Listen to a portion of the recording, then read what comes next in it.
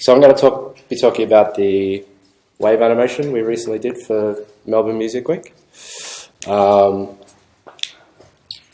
behind this is, this was kind of like a placeholder that Q put in to the design because we didn't have all the brand assets collated at that point, but we knew it was going to be something kind of along these lines of a techie looking kind of wave.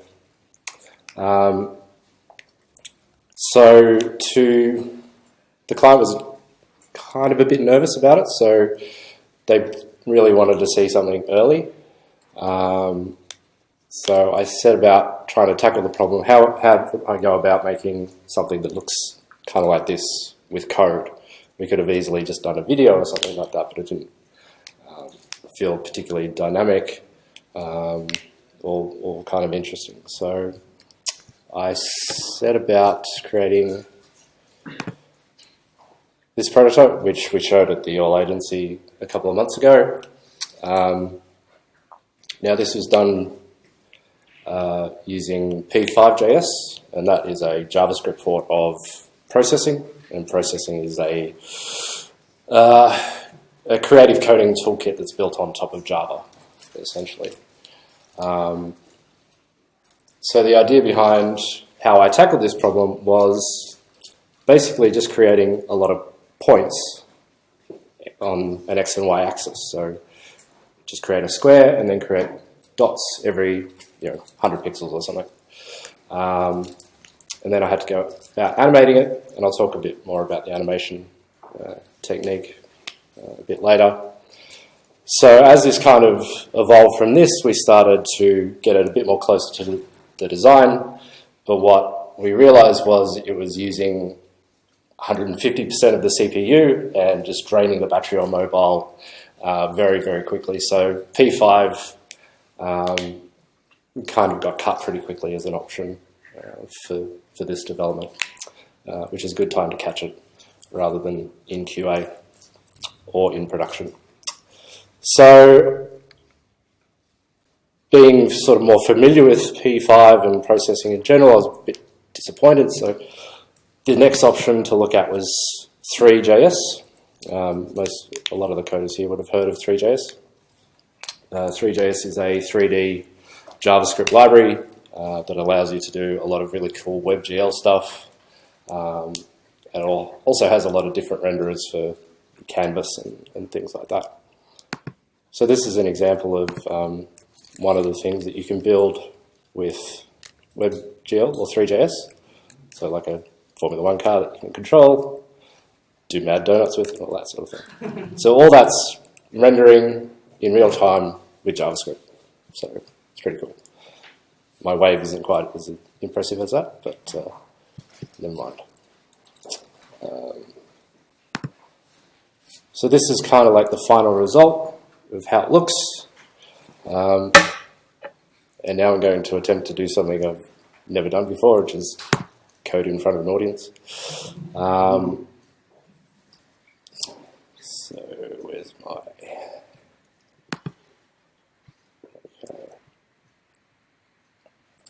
So I've got here, I've just got a very simple HTML page. It's just got one div, some styles that just takes up the entire space, and a few kind of variables up here for all the things we're going to be using. I'm not going to sort of get bogged down in the minutiae of how to, oh God, I've stuffed it already, how to code. I'm just going to refresh. Right.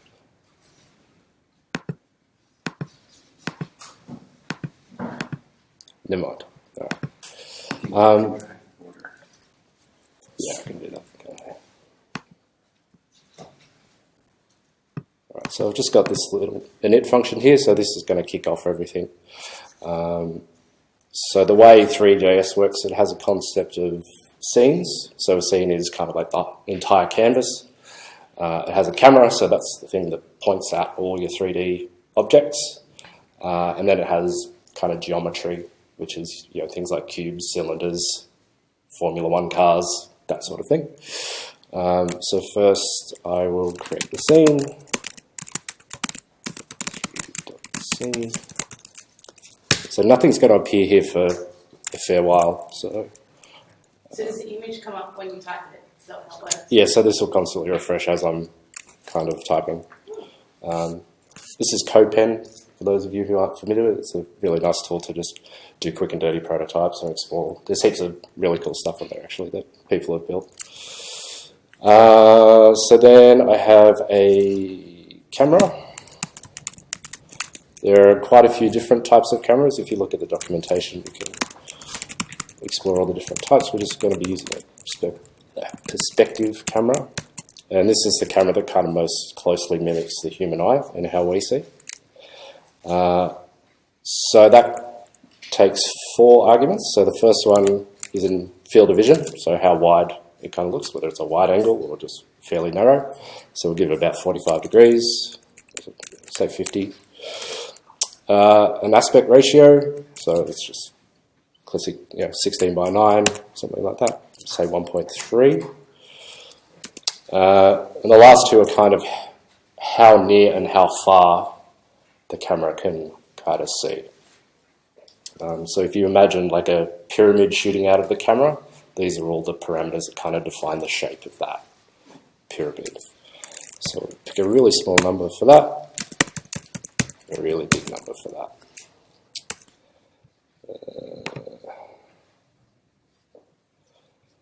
We kind of need to position it. So I've got a variable called size, and this was kind of born out of the need for it to be responsive. So when it's in portrait mode, it needs to take up the biggest space possible. So the height is going to be bigger than the width. So that size variable is basically just the biggest number out of the X and Y. So we'll set the position of the camera, set the Z index. So if you think of X and Y, that's your X, that's your Y. Z is kind of in and out. So it's how far away or how close to your geometry that camera is sitting. So we'll say that's size. And the next part is we need to create a renderer. So a renderer is how all the mathematical stuff that you're doing with your geometry gets displayed. So there are a few. There's an SVG renderer, which is really slow. Don't really want to use that. There's a canvas renderer, which is kind of similar. And the WebGL renderer, which we're going to use here. So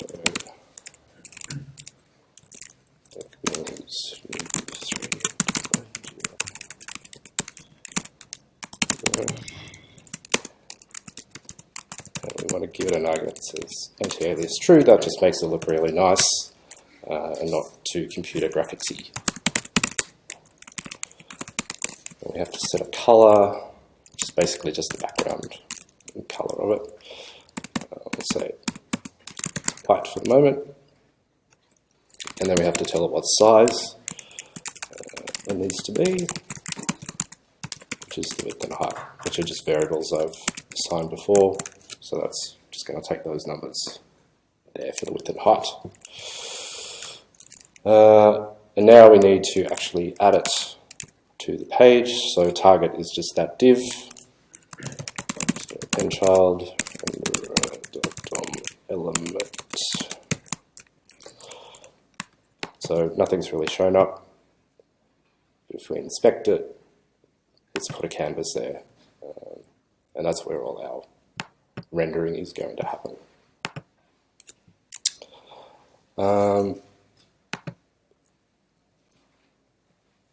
So because it's animated, we need to animate it. So just got this function animate, and JavaScript now has a really cool function you could call called request animation frame animate. So it's just calling itself, and that just tries to call it as often as it can. So generally, you'd get about 60 frames a second out of this. And then we need to actually render it.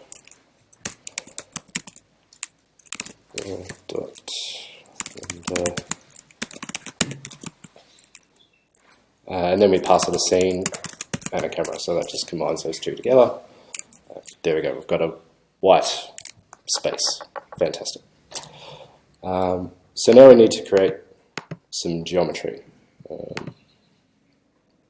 It'd be very easy if there was just like a grid or plane thing you could add and just stroke it, but THREE.js doesn't really work that way. It's a bit more low level than that. So I originally was going to just use points, but when I ended up rendering it, the lines just kind of looked really terrible and they kind of overlapped, and yeah, that kind of got canned very quickly. So luckily it's got something called a plane buffer geometry. And that's just a fancy way of saying a square. So it accepts 4 parameters, so the first 2 are just the width and height. So we'll just make it a square, so it's going to be the size of this.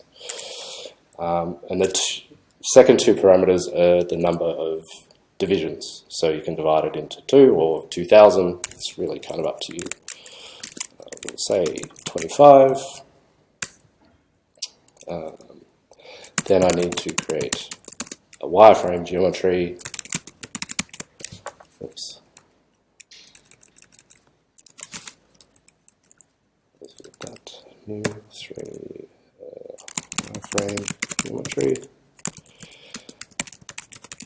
And I'm just passing the plane buffer geometry into that. So the wireframe geometry is just going to give us an outline of that geometry.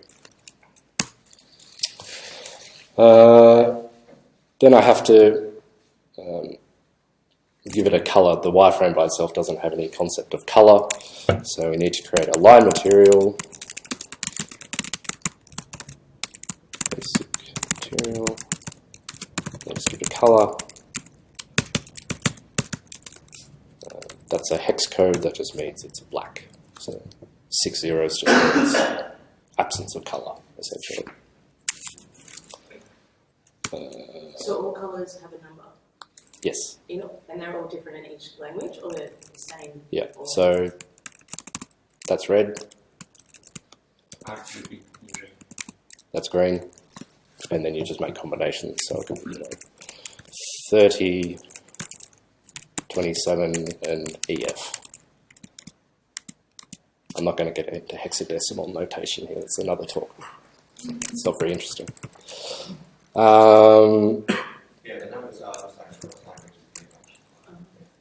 There's a few different ways that they've standardized it, red, green, blue, and then it's just how you mix those together. Oh my gosh. Yeah. So then we have to kind of combine these two. We have to combine the wireframe and the material. And 3 has something called line segments. Not particularly user-friendly. Material.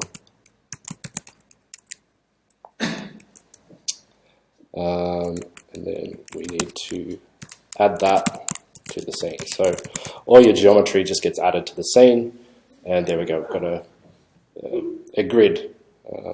Now, one of the problems I noticed was it's doing triangles. It's making squares out of triangles, and that's because GL has no concept of kind of squares. It basically renders everything as triangles. So it's got an X and a Y and a Z. So you get a triangle out of that. If I'd had more time and budget, I probably could have made it into actual squares. But the squares is what was actually killing that initial prototype. Adding the square rendering, just for some reason, just made it blow up completely. So it was I kind of accepted early on that this is just going to have to stay. So we can rotate that grid, and I'm not going to get into degrees and radians, but radians are hard to understand, degrees are very easy to understand. We all understand degrees, so but THREE.js's natural language is radians, so we need a method to convert them. So we'll just say -45. So that's just rotated it around the x-axis, so it's gone flip backwards, kind of that way. So cool, we've got the geometry, and now we need to kind of make it dance. So I've got this function called update vertices. So vertices is basically all the points where these lines kind of intersect. So I'm going to call update vertices on the line.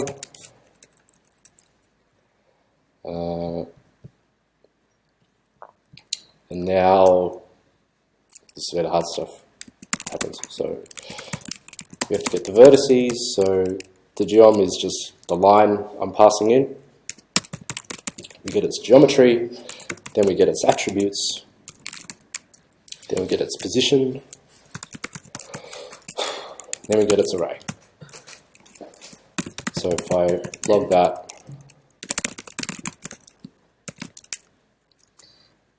you're just going to see all these numbers. It doesn't make much sense to anyone. But what we can do, that does give us an array to kind of loop through and manipulate all those values, because you can read and write to that array. So we create a loop. So this is how you do a loop. You have a starting number, and you have an end number. So we stop at the length or the number of vertices. There's probably thousands in there. And then we set a value to increment by. So because there's 3 vertices in every triangle, we need to increment that by 3. So when I reference a vertice, I go vertices I.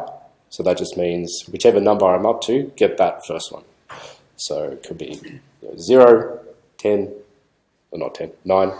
And there's basically, you refer to the x as I, the y as I plus 1, and the z as I plus 2. So if I just try to set it to say 10, I just get a line because it's just shrunk it all into the same y value. So we need to get a bit of motion happening. So the one I want to target is the z vertice to make that kind of dance. So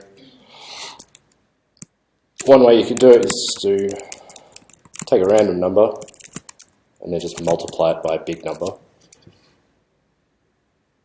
and you get that. That's not very interesting. It doesn't really look like a wave.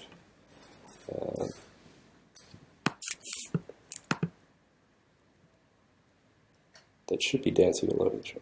Why is it doing that? No, that's not.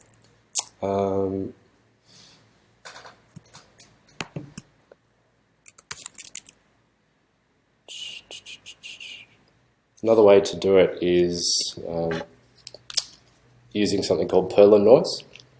So Perlin Noise was developed in the 80s by a guy named Ken Perlin, funnily enough. And he developed it for the movie Tron. And he was kind of tired of how computer graphics always looked really boxy, and he wanted something that looked a bit more natural. So if you've ever used Photoshop, there's a little filter called Clouds. That's basically Perlin Noise. It's just a kind of gradient variation. It's random, but it's a bit more organized than that. And it's a bit more predictable as well. I know what I didn't do here.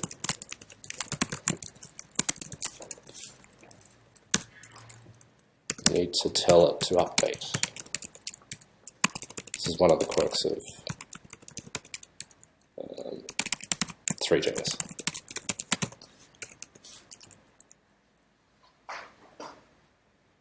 Yeah, so could cause an epileptic fit. So if you think of just randomness kind of going through time, you might give it a value here, it might be that, here, there, there, there, there, there. So you get this, which might look okay, but it's a bit jagged. But then if you go through it again, your value here might be here, that next one there, and that's how you get this kind of visually disturbing animation. So where Perlin Noise comes in is any value you give it along a particular axis, it will always return the same value if you do it again. So say I give it x 0.2, it'll give me a value of 0.7. So it always gives you a value between 0 and 1. That'll always be consistent. Where it will change, or how we get the animation, I'll explain in a minute, but let's do... So this isn't native to JavaScript. I've imported a Perlin Noise library externally, so we can say it usually accepts 2 dimensions, but certain implementations have a 3rd and a 4th dimension, so you can manipulate the value you get back.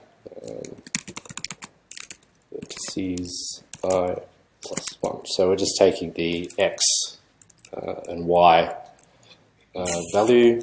Now, it kind of looks the same, and that's because our value is between 0 and 1, so it's very, very tiny. So if we just multiply that by 300,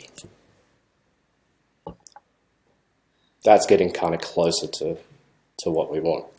It's still a bit kind of jaggedy. So one thing you can do is make those x and y numbers a bit smaller. So what we can do is divide it by a big number. So we say 500, 500.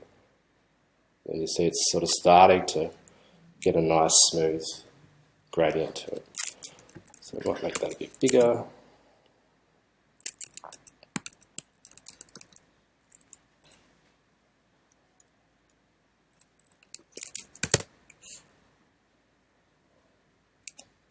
Yeah, that's looking pretty good.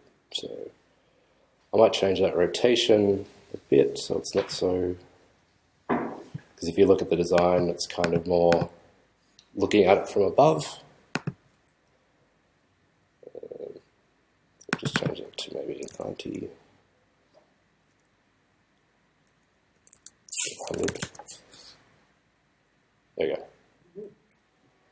But we still don't have any kind of animation because those values we're passing the Perlin noise are always going to be the same. So it's going to basically give you the same result every time. So what we need to do is add another dimension or augment that dimension by some sort of time. So what we can do here in this animate function, I've got a variable just called t. So we just increment that by a very small amount. It can be a large amount if you want a really fast animation, but we want something kind of a bit slow.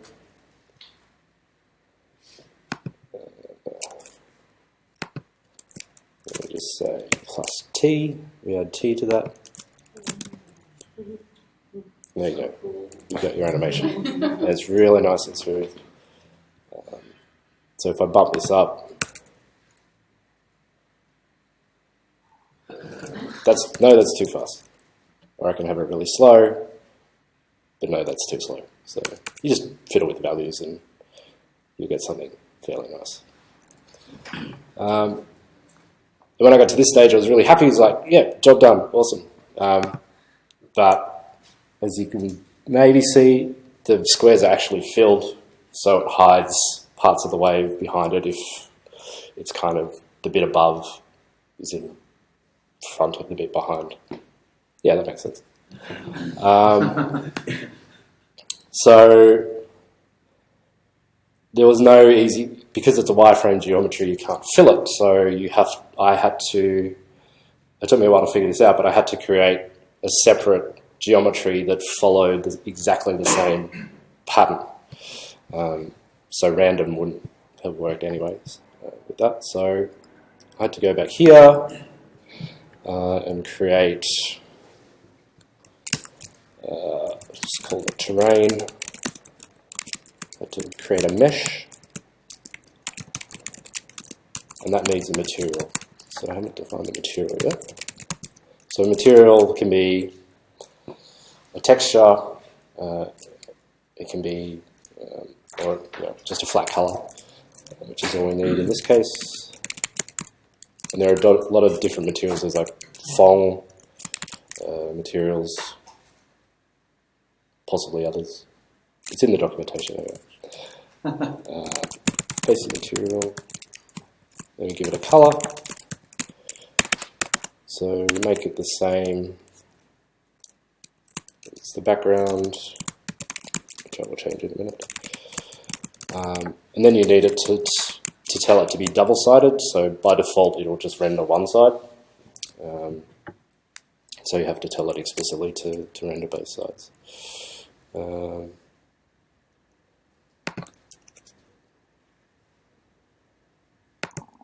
So then I need to rotate that to the same X as the line.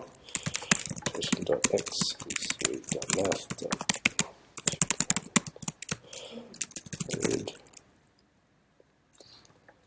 And I need to add that to the scene.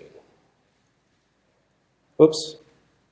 So at least we know it's adding it to the scene, but we have to update the vertices in that mesh to the same value as the line.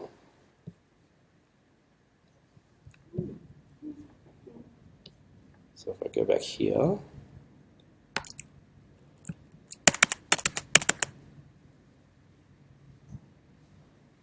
yeah, now you've got a nice smooth animation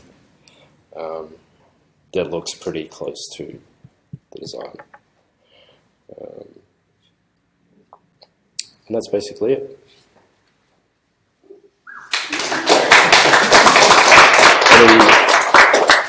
Any questions?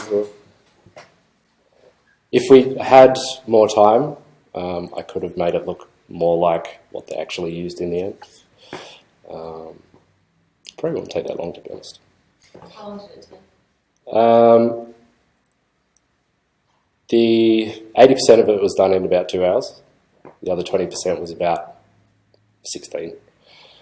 Just that little finessing of things, because I had to do a lot of rework. Because certain techniques didn't work, so I had to pull out a lot of code, start again, and try a different technique. So, how was the design of the other two? Was it just through an After Effects kind of thing? And then us?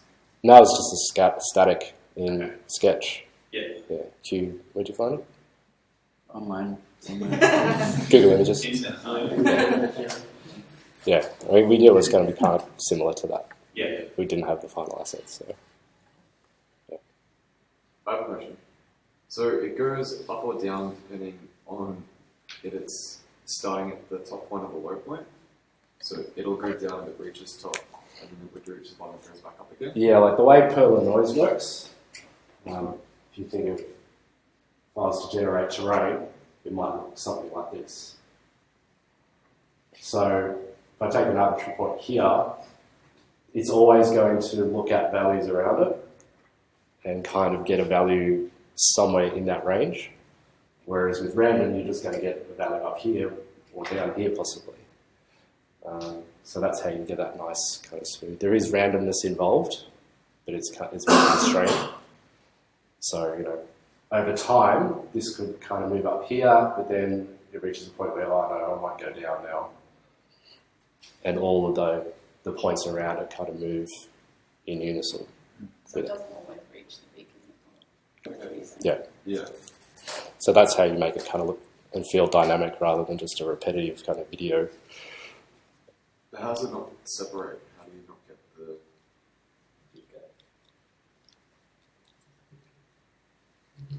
Like, why won't the little gaps? Because if it can be between a value of... Yeah. So, Or does it just fill it in? yeah, it fills in the lines. So Oh, sorry, okay, yeah. Yeah. So the points... So those Yeah, are the points of the vertices, and then it fills it in with lines. yeah, Okay, alright, got yeah. it. So you're just animating the points that you can't actually see. Yeah, And THREE.js is going, all right, I've got a point at 100, yeah. okay, Okay, 100, so I was 100, thinking and like 100. that points all the way down there. Yeah. Okay, cool. So, yeah, like I was saying before, like I tried that by just making points and then drawing lines between them. Yep. Yeah, but the way it was drawing the lines would just kind of, you'd get overlaps like this at the ends and Yeah. it just looked terrible. Okay, sweet. Cool. Anyone else? No? Okay, this is a really silly question. So is this like how they made Avatar? Doing this stuff? Probably not. Avatar, like the movie. Yeah, like is that how they created all the creatures and that they had to like plug all this stuff in? A lot of the concepts used by THREE.js are the same concepts used by any 3D kind of software, just kind of a different implementation. Yeah, there are lots of scripts to animate stuff. Like it's really expensive to write some scripts like which animates water for you, or some natural objects like leaves on the trees. Really? Yeah, it's really expensive to write these scripts, and you obviously can't do animations manually for every leaf. So it's always like the programming languages inside 3D modeling stuff like Maya or 3D Max. Another thing, for instance, if you look at that geometry that he has, where it's size, and 25, 25, then he's got it set up to only have 25 lines in that grid. The more you add into it, the smoother the surface or the material is going to feel and more realistic. Yeah. You can add different textures and ideas. And that's one of the values I had to play with, because too many was kind of a bit too smooth, a bit too natural. You wanted something a bit more techy, kind of jaggedy. So that's where you spend half your time, is like tweaking those little values to get what you want. Wow, I'm so impressed. Is there any possibility that this can be implemented on a web-based game? Yeah, there's quite a few games made out of. Oh, 3.js. Quake.js. Yeah. Have you seen? What? Quake.js. QuickJS. Quake 3, 42.js, completely it's running on JS. It's completely in your browser. It's session connects in your browser database and works pretty good. Yeah. People reported whole game engines, like I think Unreal Engine made it across. Yeah, it wouldn't have been done with 3.js specifically, but yeah, you can get pretty much a Can you sophisticated open Quake.js? How do you spell it? Quake, Q-U-A. Yeah, just. Yeah. And just agree to everything. You do need your credit card number.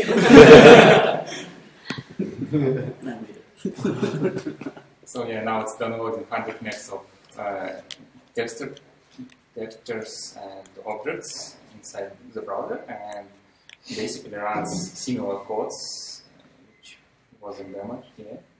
And Just now, much bigger, much more complex scale. Yeah. I don't understand that. So what's happening is there's a 3D game shooter game called Quake that was quite popular. They have like a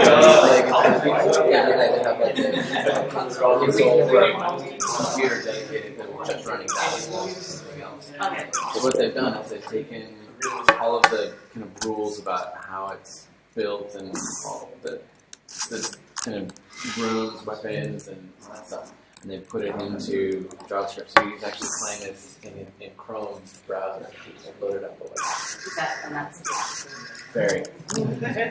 Yeah. That'll be a longer lesson learned they also away. artificial intelligence for bots, and you can play with bots here. You can set the level like how experienced they are, and they can be pretty good. That's good. All right. I want to